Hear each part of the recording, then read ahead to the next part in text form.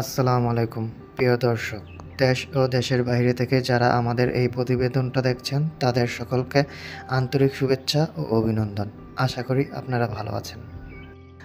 আপনাদের আজকে বলবো যে কামরাঙ্গা গাছের ফুল কেন ঝরে যায় আর কি করলে এই ফুল আর ঝরবে না। প্রিয় দর্শক, এই গাছটির ফুল ঝরে যায় দুইটি কারণে। আজকে সেই দুইটি কারণ বলবো আপনাদেরকে।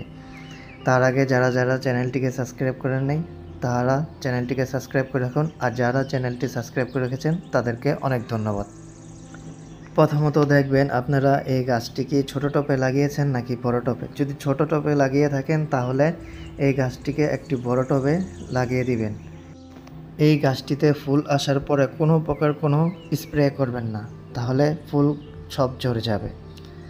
আর এই গাছটি সরাসরি রৌদ্র থেকে দূরে রাখুন। সরাসরি প্রচুর পরিমাণ যদি রোদ থাকে এই গাছটির উপর পড়ে তাহলে এই ফুলগুলো ঝরে যায়।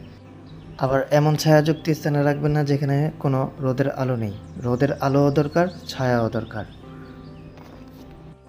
গাছের টবে ড্রেনের পানি যেন নিষ্কাশনের ব্যবস্থা থাকে। পানি যদি জমে থাকে তাহলেও এই গাছের ফুল ঝরে যায়। পানি যেন জমে না থাকে গাছটিতে, সেই খেয়াল রাখতে হবে। টবে পানি জমে থাকলে তাহলে ওই পানি দ্বারা শিকড় নষ্ট হয়ে যায়, শিকড় পচে যায়। শিকড় পচে গেলে তখন আর সেই গাছটা আর বাঁচার উপায় থাকে না, সেই গাছটি মারা যায়। এই গাছটিতে প্রচুর পরিমাণ ফুল আসে, আর ফুল আসার পর যত্ন ভালো মতো করতে পারলে তাহলে অনেক ফল পাওয়া যায়। যে দুটি কারণ হলো, এক, যে ছোট টবে গাছটি লাগালে গাছের তুলনায় সেই গাছটির ফুল ঝরে পড়ে। দ্বিতীয়ত, যেন সরাসরি বেশি রৌদ্রের সামনে না পড়ে। এতক্ষণ ধৈর্য ধরে ভিডিওটি দেখার জন্য ধন্যবাদ। ভালো থাকবেন, সুস্থ থাকবেন। আল্লাহ হাফেজ।